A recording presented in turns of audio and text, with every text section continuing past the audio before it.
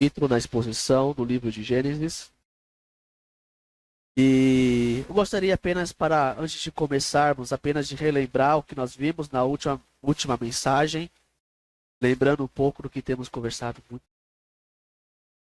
sobre o que temos conversado. Nós vimos na última mensagem, em Gênesis capítulo 14, eu disse que na verdade Gênesis faz 3 comparações entre a história, entre a pessoa de Abraão e a pessoa de Ló. A primeira comparação, vimos no capítulo 13, a primeira comparação onde o homem de Deus, Abraão, ele toma decisões baseadas na fé, enquanto o outro toma decisões baseadas pelo que vê. E no capítulo 14 nós já vimos o homem de Deus e o homem corajoso, que nós conhecemos Abraão, como homem até às vezes pacífico. A Sara fala, vai ter filho com a serva, ele vai e faz. O faraó fala mal dele porque ele pecou e ele fica quieto. Mas quando chegamos no capítulo 14, temos um Abraão guerreiro, que pega em espada e vai para a guerra. Nós vamos olhar um pouco disso e vemos o homem corajoso e do outro lado o homem cativo, sofrendo as consequências das suas decisões ou da sua decisão. E o terceiro que veremos apenas nos capítulos 18 e 19. Mas lembrando que Ló ele morava em Sodoma, o texto fala no capítulo 13 que ele foi armando a sua tenda até chegar naquele local.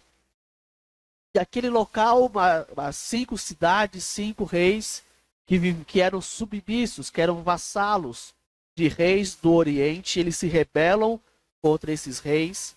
Então 4 reis do Oriente, liderados por um homem chamado Kedorlaomer, eles então vão até ali, aquele local, guerreiam, e é uma luta de 4 reis contra 5, e esses 4 reis vencem a guerra e levam pessoas cativas, e entre essas pessoas levam Ló.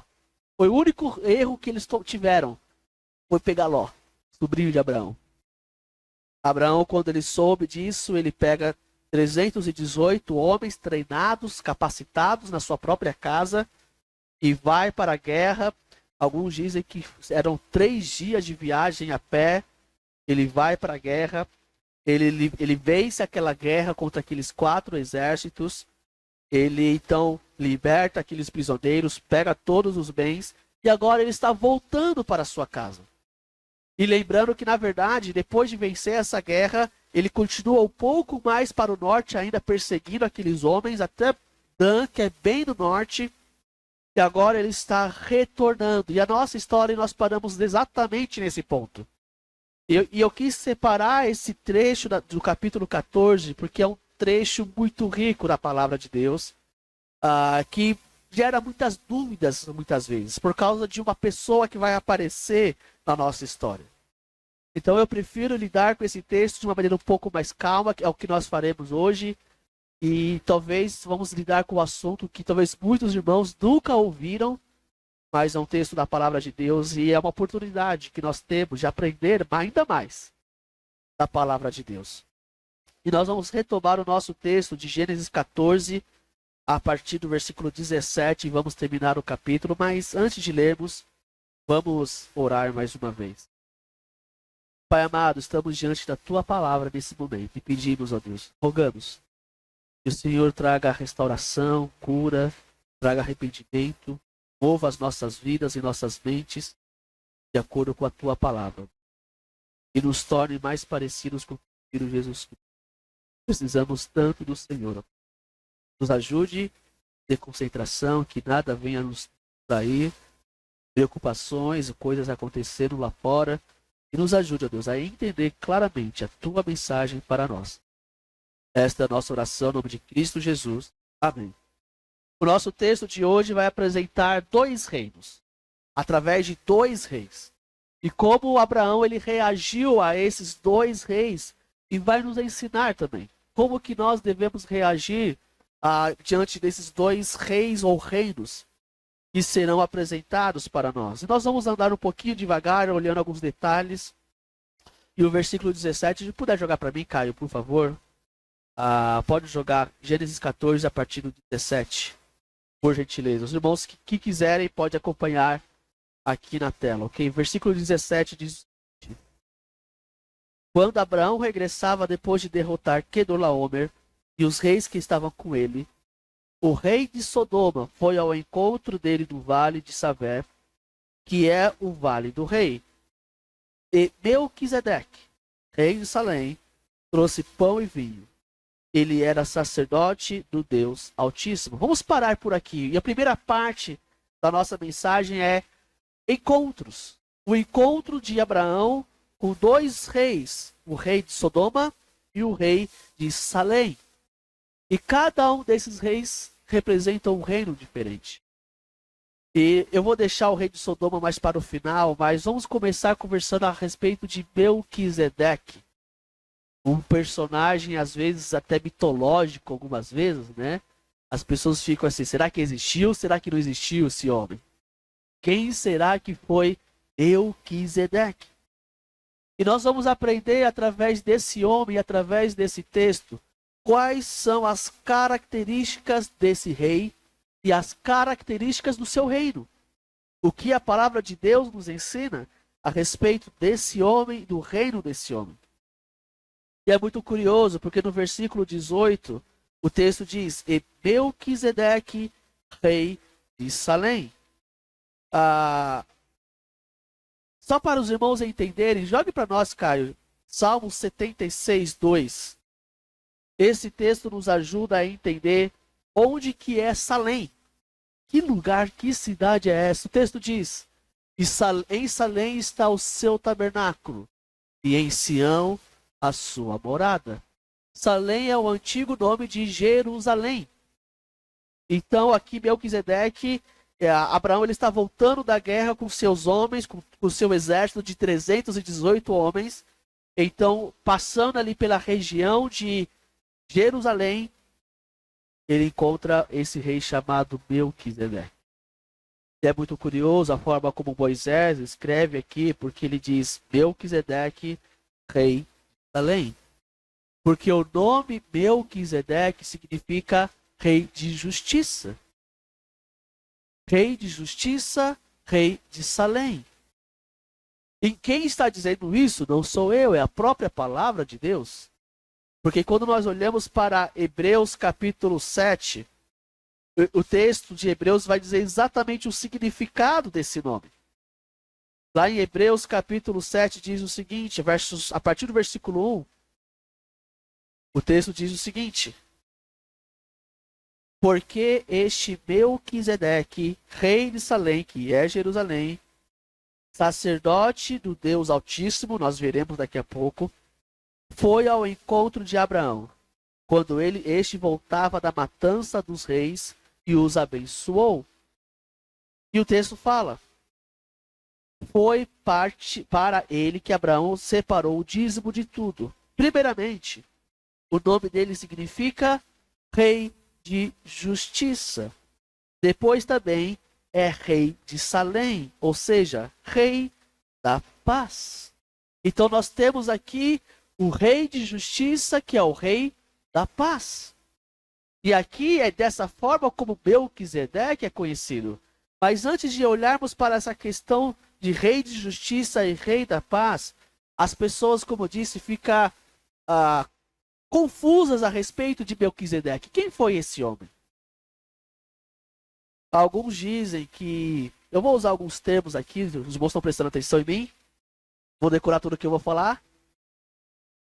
Existe algo que acontece na Bíblia, e é só para ilustrar o que eu estou querendo dizer, que é Jesus, ele aparecendo no Antigo Testamento. Jesus aparece no Antigo Testamento, mas não como Jesus.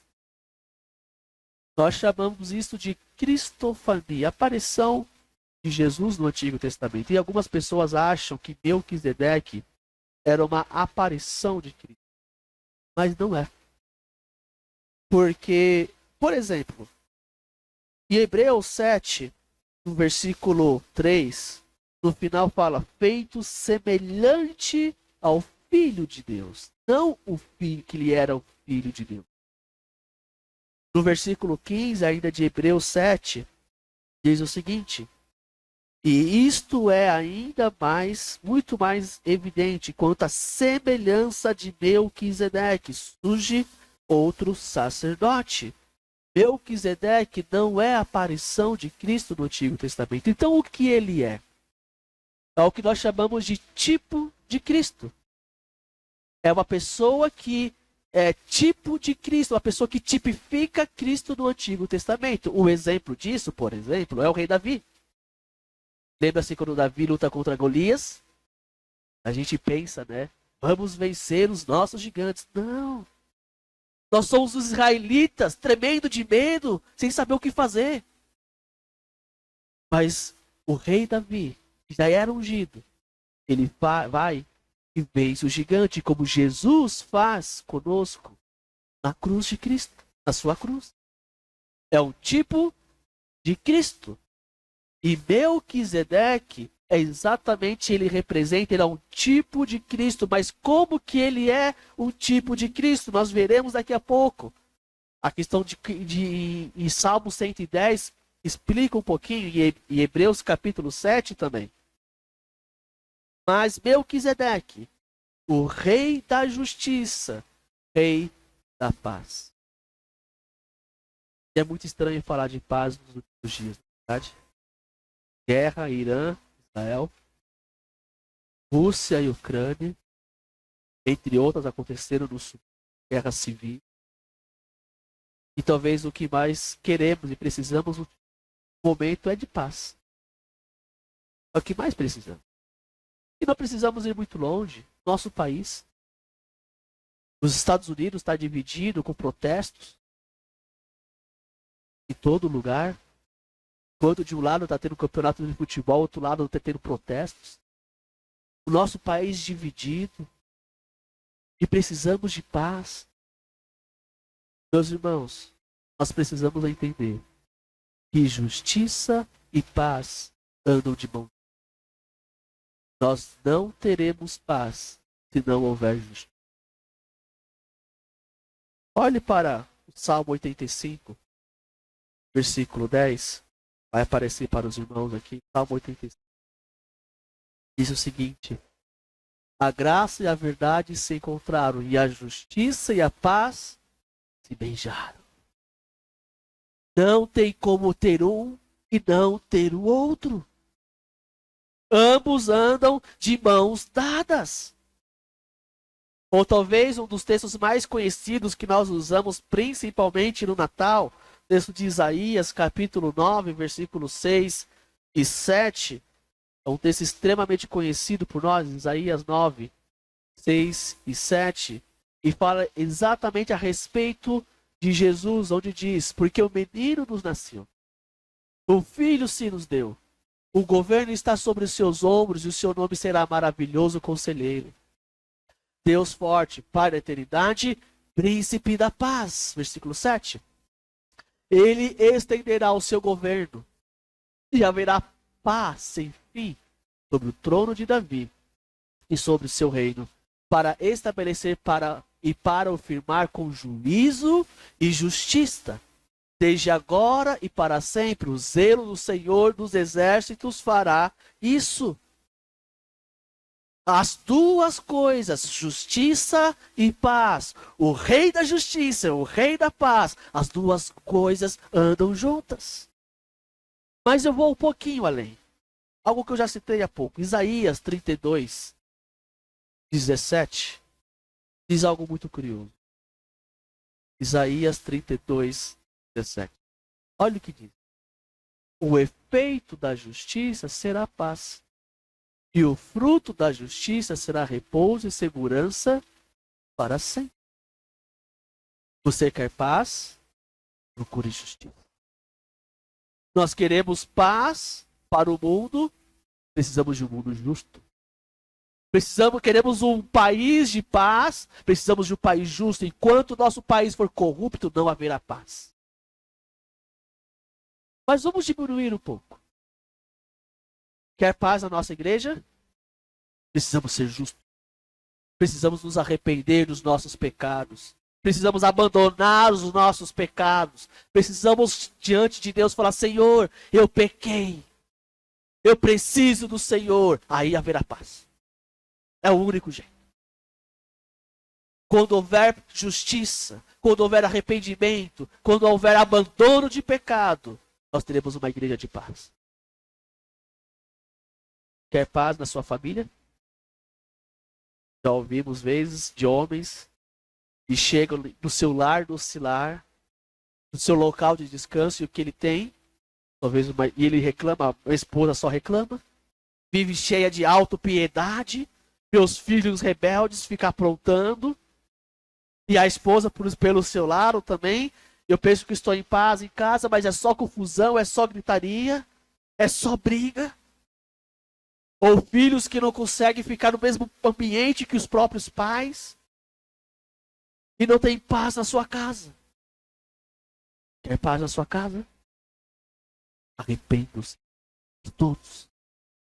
Enquanto marido e esposa não tiver arrependimento, não houver abandono de pecado, não houver justiça, nunca haverá paz nesse casamento. Quer paz? Arrependa-se. Arrependa-se. Seja uma pessoa justa. Aí a sua família, você, sua esposa, o seu marido, seus filhos, leva isso para o seu lar. Mas vamos dar mais um passo. Você quer algo mais individual? Você quer paz na sua vida? Paz com Deus? É isso que você... Às vezes nós encontramos pessoas que parece que tem tudo de bom, um bom emprego, uma boa família, tudo de boa saúde, tá ok, as finanças tá ok, mas parece que existe um vazio. Parece que existe alguma coisa contra Deus, parece que existe alguma coisa incomodando. É paz no seu relacionamento com Deus? Olha o que diz Romanos capítulo 5, versículo 1. Romanos capítulo 5, verso 1 diz o seguinte. Os irmãos podem acompanhar aqui. Justificados, pois, mediante a fé, temos paz com Deus, por meio do nosso Senhor Jesus Cristo. O texto está falando que quando nós cremos em Jesus como nosso único e suficiente Salvador, Deus nos declara justos, justificados. E quando nós somos cobertos pela justiça de Jesus, e é nesse momento que nós temos paz com Deus. Quer paz? É só mediante a salvação em Cristo Jesus. É isso que nós precisamos, ser cobertos pela justiça de Jesus, que morreu na cruz pelos nossos pecados. Nós veremos mais um pouquinho daqui a pouco a respeito disso.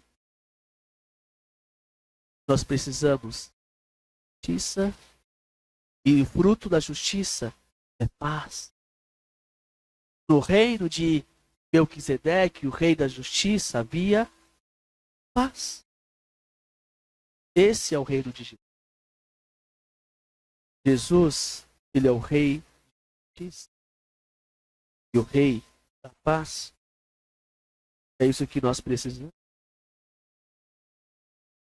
Eu disse em Melquisedeque que ele é tipo de Cristo. E em Jesus nós veremos um pouco mais detalhado, mas em Hebreus capítulo 7 fala um pouco a respeito disso. Da maneira como a Melquisedeque ele representava, ele tipificava o rei Jesus. Na verdade, a gente pode até olhar, continuando Hebreus 7, nós lemos uma parte, mas o versículo 3 diz: sem pai, sem mãe, sem genealogia, ele não teve princípio de dias, nem fim de existência. Mas feito semelhante ao Filho de Deus, permanece sacerdote para sempre. Jesus, Melquisedeque é semelhante a Cristo na sua justiça, na sua paz. E daqui a pouco nós veremos no seu sumo sacerdócio. Nós olharemos daqui a pouco para o Salmo 110, que fala a respeito disso. E a primeira característica do reino de Jesus, ou do reino de Melquisedeque, que o reino de Jesus é o reino de justiça e paz. No reino de Jesus, ele virá para estabelecer paz e justiça. E nós precisamos ansiar por esse dia. Ora, vem, Senhor Jesus. Venha, estabeleça o seu reino. E esse dia o dia chegará para estabelecer o reino. Essa é só a primeira característica do reino, do rei de justiça. Mas voltando para Gênesis capítulo 14, verso 18, o texto fala o seguinte: e Melquisedeque, rei de Salém, trouxe pão e vinho. Hoje nós vamos celebrar a ceia, vamos tomar o pão e o vinho. E esse texto que nós estamos olhando agora não tem nada a ver com a ceia. Eu bem que queria. Hoje é dia muito propício, né? A gente às vezes tem mania de todo lugar na Bíblia que tem pão e vinho, a gente imagina a ceia, né? Mas aqui não tem nada a ver com a ceia. Não tem nada a ver. Lembre-se que eu disse que os soldados estavam voltando, eles viajaram por 3 dias, guerrearam talvez uma madrugada inteira, foram até mais além, estão voltando a pé, soldados cansados, famintos. E aquele rei Melquisedeque, ele trouxe pão e vinho para trazer um refrigério para aquele soldado. E mais uma vez temos uma outra característica do reino do rei Jesus. O Senhor Jesus, ele vem para trazer refrigério para as nossas, para o cansado, para o abatido. Muitos de nós estamos vivendo dessa forma, cansados, abatidos, arrebentados, trancos e barrancos. E o Senhor Jesus, ele vem para trazer sério para as nossas. Eu gosto muito da história de Mefibosete, lá de 2 Samuel, capítulo 9. Mefibosete, ele era neto do rei Saul, e quando o rei Saul morre, o pai de Mefibosete, Jonatas, amigo de Davi, também morre. Ele passa então a viver isolado, porque ele também era coxo, ele era manco. Davi assume o reino, o rei Davi. E Davi, depois de conquistar Jerusalém, de fazer tudo o que ele tinha feito, ele tinha paz militar, ele tinha paz política, econômica. Ele então ele questiona: será que tem alguém, filho de Jonatas, parente de Saul, para que eu faça bem? Tem um rapaz lá, vive lá longe, lá no deserto, em Lodebar, chamado Mefibosete. E Davi falou: traz ele. Talvez Mefibosete pensou: Davi vai me matar. Porque ele fala mais pra frente, ele fala: quem é esse teu servo para que o meu senhor tenha olhado para um cão morto como eu? Mas é curioso, porque quando Mefibosete ele se apresenta diante de Davi, Davi fala o seguinte: não tenha medo. Eu estou lá em 2 Samuel 9, versículo 7, cara. 2 Samuel 9, 7, diz assim: não tenha medo, porque serei bondoso com você por causa de Jonatas, seu pai. Vou restituir a você todas as terras de Saul e seu pai, e olhe, e você comerá sempre a minha mesa. Você sempre estará comendo da minha comida do rei. Então Mefibosete fala: mas por que isso está acontecendo comigo? Por que o Senhor está fazendo isso comigo, que sou um cão morto?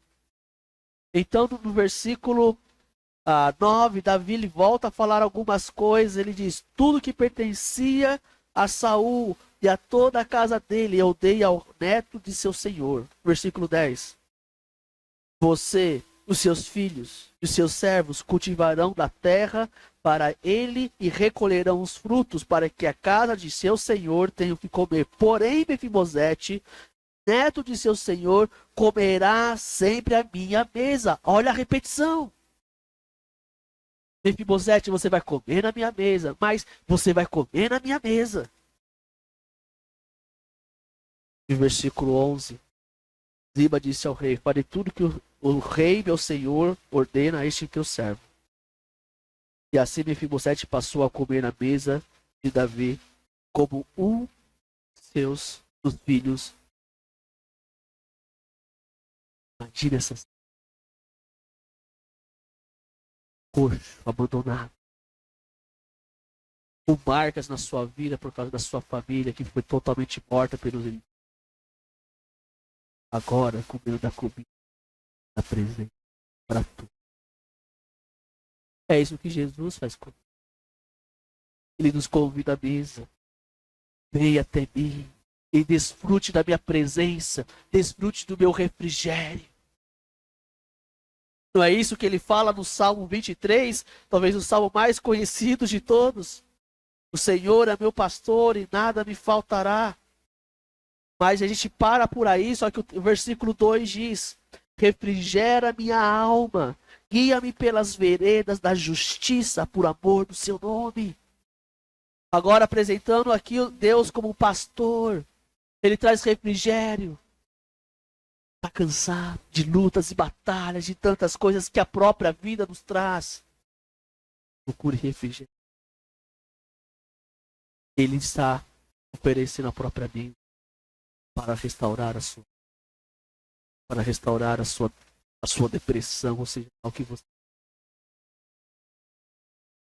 Ontem eu estava ouvindo uma música muito antiga, na verdade, mas eu conhecia, mas faz tempo que eu não ouvia, uma música linda. Que chama Ele Vem Pra Te Salvar, Raquel Novaes. E essa música fala exatamente disso. Fala, diga para os temerosos, não há nada a temer. Poderoso é o teu Senhor quando clama seu nome, e ele virá. Diga para os abatidos, não percam a fé. Poderoso é o teu Senhor quando clama teu nome, e ele então virá. Está cansado? Está abatido? De tudo que a vida tem trazido para você? Senhor Deus, pode trazer. E traz descanso. Como Mefibosete, não, como Melquisedeque. Ele trouxe para aqueles.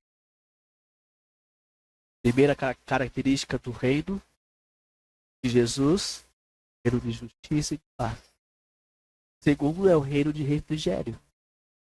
Em Gênesis 14, versículo 19, o final do versículo 18 fala: ele era sacerdote do Deus Altíssimo. E aqui pela primeira vez temos mais um nome de Deus aqui, El Elyon, Deus Altíssimo. E esse rei, ele tinha a função de rei e a função de sacerdote ali naquele reino. E é muito curioso porque El Elyon, essa palavra El, já era usado pelas pessoas naquela época, que significa Deus. Mas aqui parece que Moisés, ele qualifica esse Deus, não é qualquer Deus. É o Deus Altíssimo. O Deus que possui todas as coisas pertencem a Ele e foram criadas por Ele. É assim que Ele é. E o texto no verso 19 fala: ele abençoou Abraão e disse: Abraão, seja abençoado pelo Deus Altíssimo que criou os céus e a terra. Meus irmãos, como é bom adorar esse Deus. E olha o versículo 20. Bendito seja o Deus Altíssimo. Louvado seja o Deus Altíssimo que entregou os adversários de você nas suas mãos, que deu a vitória. E mais uma vez, meus irmãos, se Deus, Ele é o Deus Altíssimo, possui todas as coisas, Criador de todas as coisas, o que Ele não pode nos dar? Ele não pode dar vitórias? Lembre-se do Salmo 122. Eleva os meus olhos para os montes, de onde me virá o socorro? O meu socorro vem e fez os céus. Por quê? Porque Ele é o Deus Altíssimo, dono de todas as coisas. E é nele que nós temos a vitória. É o que o Senhor Jesus, dito sobre a respeito do Senhor Jesus, em 1 Coríntios 15. Onde está a morte, a tua vitória, o teu aguilhão? Foi vencida por Cristo Jesus. Nós temos a vitória não pelos nossos próprios méritos, mas por causa do que Jesus fez. Esse é o nosso Deus Altíssimo. Isso muda a nossa perspectiva a respeito das coisas. Sobre como olhamos as coisas ao nosso redor. Como temos olhado as lutas que nós enfrentamos. Nós precisamos lembrar que nós adoramos o Deus Altíssimo. O Deus que que pode todas as coisas, o Deus do impossível. E meus irmãos, pensando no contexto de Gênesis, 4 exércitos que venceram gigantes, que venceram uma coligação de 5 exércitos. Aí chega Abraão, com 318 homens, talvez um pouquinho mais. Tem uma coligação dele também com outros homens aqui, Manri e Esnol. Meus irmãos, eles vencem 4 exércitos. O texto de Hebreus capítulo 7 fala que eles fizeram grande matança e venceram 4 reis. É a bênção de Deus derramada sobre esse homem.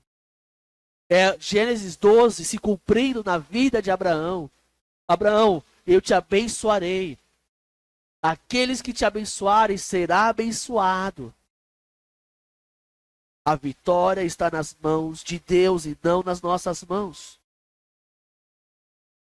E essa primeira parte, termina. O texto fala, e Abraão deu a Melquisedeque o dízimo de tudo. E nós vamos falar um pouquinho sobre isso.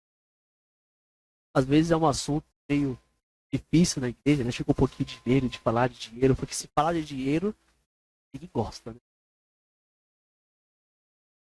Eu, às vezes, não encontro pessoas que dizem, mas eu não dou dízimo, porque dízimo é coisa do Antigo Testamento, é da lei. Lá, os israelitas eram obrigados a dar dízimo. Hoje eu não sou obrigado a dar dízimo. Mas nós nos esquecemos que Abraão deu dízimo para Melquisedeque antes da lei. A lei não estava aqui ainda. A lei veio depois com Moisés. Mesmo assim ele deu dízimo. Só que parece que quando o apóstolo Paulo ele fala a respeito de oferta, lá em 2 Coríntios capítulo 8, nós vamos olhar daqui a pouco, parece que o que ele tinha em mente era exatamente esse texto aqui. Porque é muito semelhante, não as regras, mas as coisas que o apóstolo Paulo fala, muito semelhante a esse texto. Mas em 2 Coríntios capítulo 8, versículos 1 a 9, diz o seguinte, nós vamos tirar alguns princípios aqui, olhando para esse texto e o texto de Gênesis. 2 Coríntios 8, a partir do versículo 1. Também, irmãos, queremos que estejam informados a respeito da graça de Deus que foi concedida às igrejas da Macedônia. Porque no meio de muita prova de tribulação, manifestaram abundância de alegria, e a profunda pobreza deles transbordou em grande riqueza de generosidade. Porque posso testemunhar que, na medida de suas posses, e mesmo acima delas, eles contribuíram de forma voluntária, pedindo-nos com insistência a graça de participarem dessa assistência aos santos. E não somente fizeram como nós esperávamos, mas pela vontade de Deus deram a si mesmos, primeiro ao Senhor, depois a nós. Isto nos levou a recomendar a Tito que, assim como havia começado, também completasse essa graça entre vocês.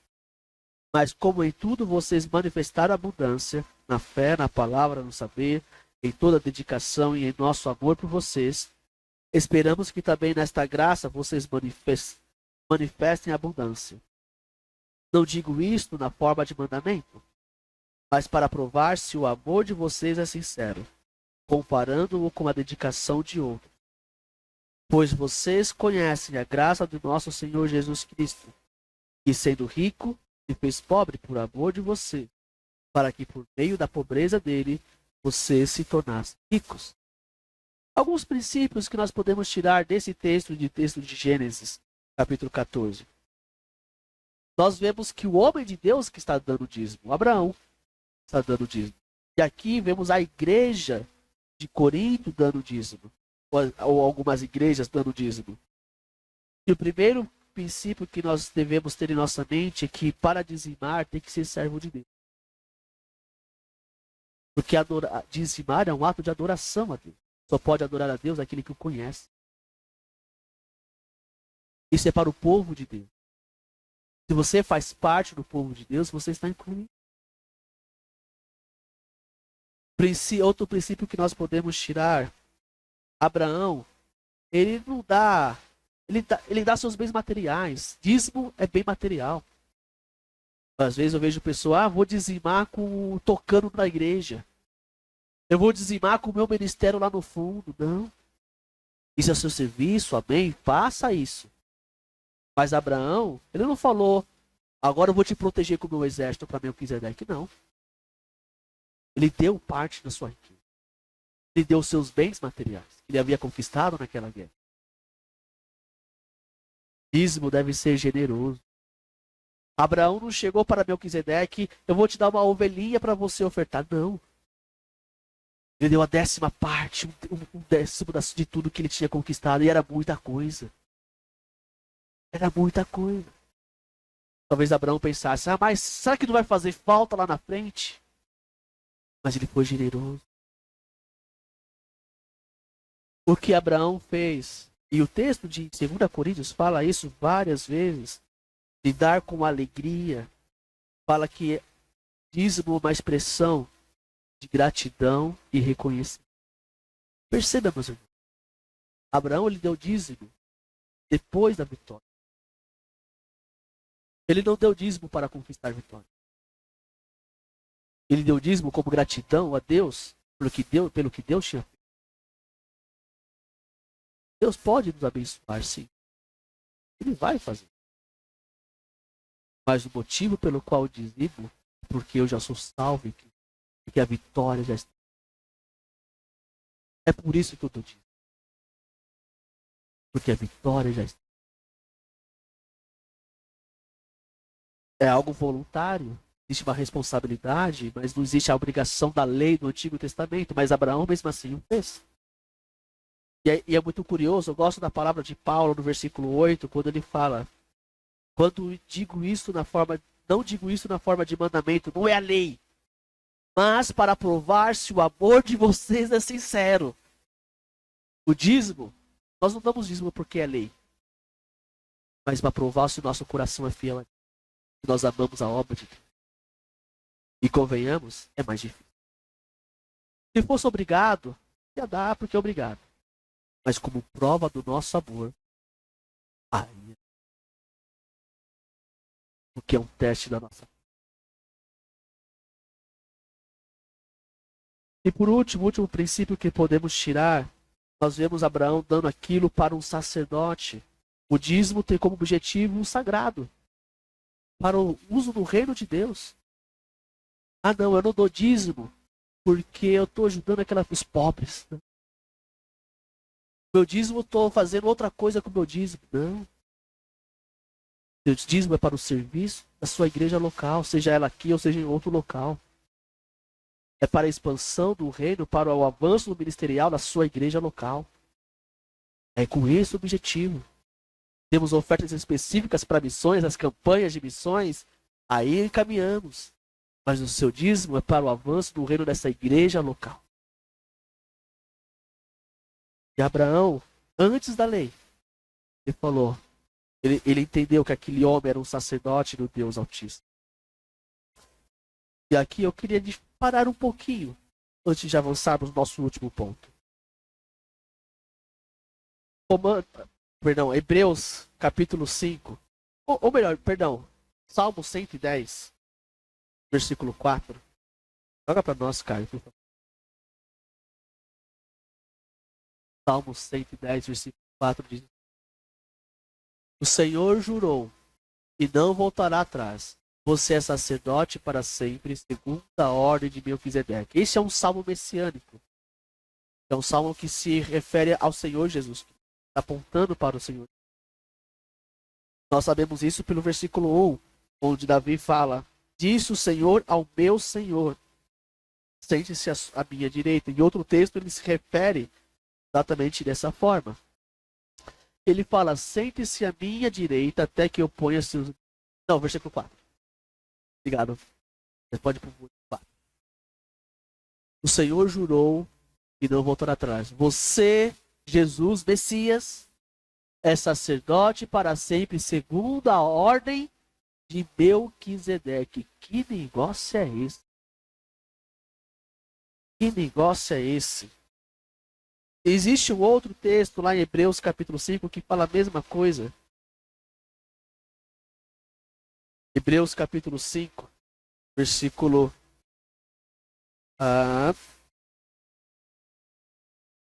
eu perdi o versículo. Versículo 10.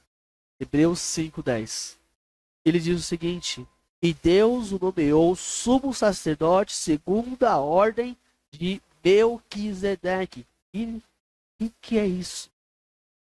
Os irmãos conhecem um pouquinho da história das coisas no Antigo Testamento, fala que na lei é estabelecido o sacerdócio, o sumo sacerdote. E para ser um sacerdote e o sumo sacerdote, tinha algumas regras. Regras, por exemplo, tinha que ser um levita da linhagem de Arão para ser um sacerdote e ali ser um sumo sacerdote.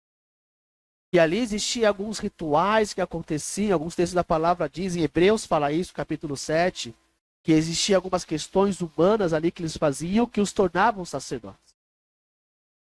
Mas o texto fala que Jesus é um sacerdote, um sumo sacerdote. Mas ele era levita? Não, ele nasceu na tribo de Judá. Ele era de outra tribo. Ele era de outra tribo. O que o texto de Salmo e o texto de Hebreus fala, que Jesus, ele é o sumo sacerdote, não como Arão, não da linhagem de Arão, não com as leis de Abraão, de Arão, não com as leis do Antigo Testamento. Ele é um sacerdote da linhagem, da ordem, da lei, das regras de Melquisedeque, que é um sacerdócio que fica para Melquisedeque morreu, mas o seu sacerdócio, em certo sentido, continua, o que fala Hebreus, pelo menos. E o sacerdócio de Jesus também continua. Olha o que diz Hebreus capítulo 7, a partir do versículo 11. Hebreus 7, 11. Portanto, se a perfeição fosse possível por meio do sacerdócio levítico, o sacerdócio de Arão, aqueles, se fosse possível ser perfeito através desses sacerdotes, pois foi com base nele que o povo recebeu a lei, que necessidade haveria ainda de que se levantasse outro sacerdote, segundo a ordem de Melquisedeque, e não segundo a ordem de Arão? O que o autor está falando é, os sacrifícios, o sacerdócio de Arão não eram suficientes para nos aperfeiçoar e nos tornar perfeitos. Por isso que morria sacerdote, tinha que vir outro, tinha que vir outro, tinha que vir outro. Todo ano tinha que haver sacrifício. Hebreus 10 fala isso. Mas era necessário um outro sacerdócio. Versículo 12, pois quando se muda o sacerdócio, necessariamente muda também a lei. Nós não estamos mais debaixo da era da lei, mas da graça. O antigo sacerdócio de Arão acabou. Era a época da lei. Porque aquele de quem são ditas essas coisas pertence a outra tribo, da qual ninguém prestou serviço diante do altar. Pois é evidente que nosso Senhor procedeu de Judá, tribo a qual Moisés nunca falou nada a respeito de sacerdócio. E isto é ainda muito mais evidente por a semelhança de Melquisedeque, surge outro sacerdote, constituído não conforme a lei de mandamento carnal, mas segundo o poder de vida que não tem fim. Resumindo a ópera que está falando aqui, Jesus, a semelhança de Melquisedeque, ele é o rei da glória, mas também o nosso sumo sacerdote. E o final do capítulo, para avançarmos aqui, diz, versículo 26.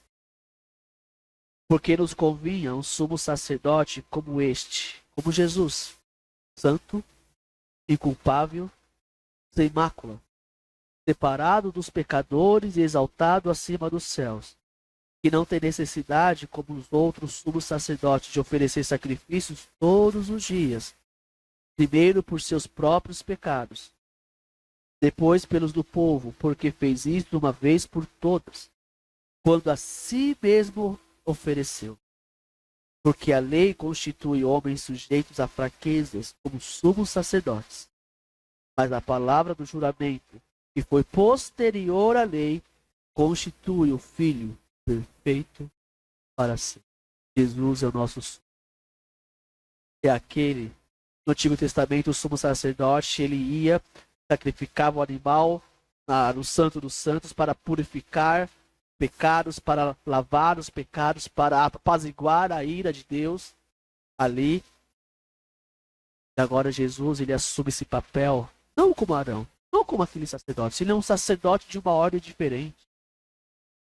E Jesus, ele vai e apresenta o Cordeiro mais definitivo, porque ele é santo e inculpável. Só que o detalhe que nós vimos é que esse sumo sacerdote ofereceu o Cordeiro. Quem era esse Cordeiro? Jesus é a oferta do ofertante. A obra é toda. E é isso que nós celebramos na ceia. O que Jesus fez para nós na cruz. Jesus, ele foi o nosso sacerdote. E a oferta pelos nossos pecados. Nós vamos seguir o último ponto, precisamos terminar. Tudo isso é o reino de justiça e de paz, marcado pela justiça e pela paz, pelo refrigério, pela vitória, através desse rei, através da voluntariedade de dizimar. Mas voltando para Gênesis 14, versículo 21, diz: Então o rei de Sodoma disse a Abraão. Agora tem um outro reino. Um outro rei se encontrando com Abraão. Ele fala o seguinte: dê-me as pessoas, devolva as pessoas de Sodoma e fique com os bens para você. Que homem generoso, né? Ó, Abraão, eu quero só as pessoas de volta. Os bens podem ficar tudo com você. E aparentemente parece tudo ok. Aparentemente. Mas nós nos esquecemos do que é Sodoma. Uma cidade que no capítulo 13 é descrita como uma cidade de homens pecados e que já estava condenada por Deus. Lá, nós não vamos ler aqui, mas em Ezequiel 16, 49, fala que Sodoma era uma cidade orgulhosa, uma cidade que via a pobreza e não fazia nada. Entre outras coisas que veremos no capítulo 19. E Abraão, ele entendeu o que estava acontecendo. Ele foi um homem extremamente sábio. A primeira parte do capítulo 14, o Abraão guerreiro e agora o Abraão sábio. Porque ele percebe o que está acontecendo. Porque a continuação do texto de Gênesis, versículo 22, fala: Mas Abraão lhe respondeu: Juro pelo Senhor. Olha que interessante, o Deus Altíssimo. Quem era sacerdote do Deus Altíssimo? Melquisedeque. E Abraão está reconhecendo que o Deus de Melquisedeque é o mesmo que o chamou em Ur dos Caldeus. O mesmo Deus de Melquisedeque era o Deus a quem Abraão servia. E nesse momento ele reconhece isso. E Yahvé é o Elohim. O Deus de Melquisedeque é o Deus que está me guiando. Ele fala que criou os céus e a terra. E nada tomarei de tudo que é seu. Nem um fio, nem uma correia de sandália, para que você não diga: fui eu que enriqueci Abraão. Nada quero para mim, a não ser o que os rapazes comeram, e a parte da boca de Aner, Escol e Manre, os homens que foram comigo, que esses fiquem como a parte deles. Abraão falou: não. Sabe por quê? Pois você vai sair contando para todo mundo que você me... Você vai sair contando para todo mundo. Na verdade, sabe qual era a ideia do rei de Sodoma? Tornar Abraão o vassalo dele, o servo dele. Você me deve, Abraão. Eu te enriqueci, agora você me deve. Meus irmãos, não é isso que o mundo fala: o que você tem não vem de Deus. Vem do mundo. Seu emprego, suas finanças, sua família linda, maravilhosa. Não foi Deus que te deu. O mundo vai.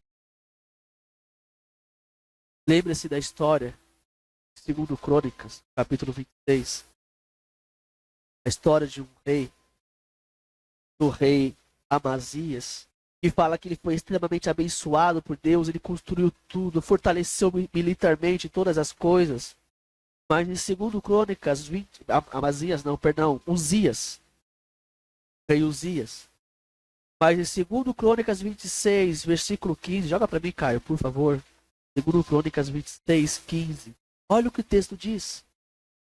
Em Jerusalém ele fabricou máquinas inventadas por homens peritos que foram colocados nas torres e nos cantos das muralhas para atirarem flechas e grandes pedras.